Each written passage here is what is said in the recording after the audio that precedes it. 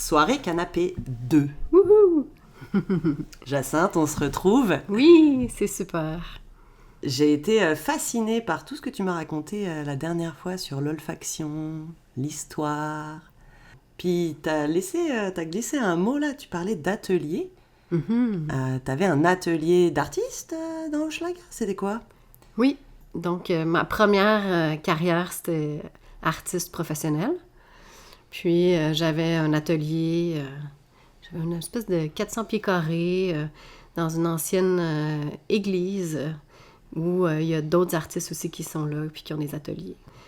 J'allais là pour travailler, faire des œuvres. À ce moment-là, j'ai travaillé aussi avec Eduardo Ralikas, qui est un historien de l'art que j'aime beaucoup. Et on avait beaucoup de projets ensemble. On préparait une exposition qu'on a faite un petit peu plus tard. Là. Donc tu étais artiste visuel. Oui, exact. Ouais. Ok, et puis comment t'en es venue de la vue à l'odorat, finalement? Peut-être bientôt je vais devenir musicienne, je sais pas. Qui sait? C'est une bonne question. Je sais pas comment répondre à cette question-là. Je sais pas. Je suis tombée t'a dans les... amené dans les odeurs, finalement? C'est-tu un truc que t'as eu tout le long de ta vie? Je dirais que j'ai toujours été extrêmement sensible à mon environnement en général, mais aux odeurs en particulier. Il m'est arrivé quelques expériences, dont avec ma coiffeuse de l'époque, qui s'appelle Julie Jones, qui fait des parfums aussi. Puis j'allais chez elle, puis ça sentait les huiles essentielles, puis ça me venait vraiment, vraiment me chercher. Fait qu'il y a ça, puis aussi, ben tu sais, j'étais attirée par les huiles essentielles, là, tu sais, vraiment, vraiment beaucoup. Donc, ce que j'ai fait avant de faire de la parfumerie, c'est que je suis allée étudier, j'ai fait 3 ans d'aromathérapie scientifique. Aromathérapie scientifique, c'est quoi cette bibite-là? Ouais, c'est vrai que moi, dans ma tête, tout le monde connaît ça, mais non, c'est pas vrai.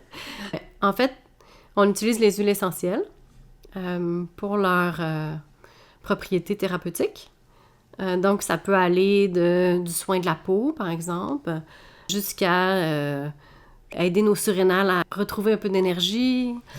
En fait, les huiles essentielles ne sont pas des médicaments. Il ne faut pas les voir comme ça. Je les vois vraiment comme des messagères.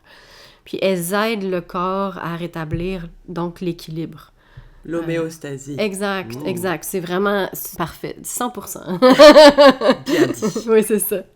Fait que c'est vraiment une approche de médecine naturelle, là, tu sais. Puis voilà, l'aromathérapie, tout comme on peut prendre des plantes pour dormir, ben en aromathérapie, on utilise des huiles essentielles. Puis en aromathérapie, tu sais, il y a plusieurs façons de les utiliser. Une, dans les plus connues, bien sûr, c'est de faire de la diffusion dans l'air. Il y a beaucoup de gens qui ont des diffuseurs à la maison, des nébulisateurs. Donc ça, c'est possible. Il y a même de la diffusion passive qui peut se faire, là, juste déposer des gouttes dans quelque chose sans que ce soit un diffuseur. Ça, c'est une des façons de traiter. L'autre façon, c'est de mettre sur la peau. Donc, la plupart des huiles essentielles, pour la mettre sur la peau, il faut qu'on la dilue. Donc, il faut faire attention à ça. Là. C'est pas toutes les huiles essentielles qu'on peut utiliser pures sur la peau. Tu la dilues avec quoi? De l'alcool? De l'huile? Avec de l'huile, souvent. Ouais. OK. Pour que ça puisse se diffuser, finalement. Ouais, ben, tu sais, juste pour qu'elle soit moins puissante. Donc, tu sais, on dit que, mettons, une tisane, mettons que ça vaut pour 1. Ben, si on prend une teinture mère, on dit que c'est 10 fois plus fort qu'une tisane. Puis, une huile essentielle, ça a 10 fois la force d'une teinture mère, donc 100 fois la force d'une tisane. C'est que c'est vraiment hyper concentré. OK, mettons, je prends une tisane de camomille. Oui. On s'entend bien. Ouais. Une teinture mère de camomille serait 10 fois plus puissante qu'une tisane. Exact. Et une huile essentielle de camomille 10 fois plus puissante que la teinture mère. Exact. Donc, OK, wow. Ouais. Fait que c'est vraiment hyper concentré. Là. Ouais. Puis tu disais aromathérapie scientifique. Ça veut dire quoi? Oui, il y a comme 2 grandes approches. Là. Je ne sais pas jusqu'à quel point c'est aussi d'actualité en 2025, mais à la base de l'aromathérapie, il y a une approche anglaise puis une approche française. Puis l'approche anglaise, c'est vraiment plus d'utiliser les huiles essentielles plus en olfaction, puis plus pour leur parfum. Puis l'approche française, on regarde vraiment c'est quoi les molécules aromatiques dans chacune des huiles essentielles. Puis à partir de ces molécules aromatiques-là, qui sont étudiées, hein, si on va sur des sites là, scientifiques de médecine, on va retrouver donc des études sur le linalool ou sur le menthol, ou tu sais, on n'y pense pas souvent, mais le menthol, ça vient de la menthe, puis tu sais, c'est pas la seule molécule qui est dans la menthe. Mais quand on sait les molécules principales, on a une idée de quelle propriété peut avoir la menthe finalement, tu sais. Donc la menthe, le menthol, c'est connu scientifiquement, c'est un analgésique.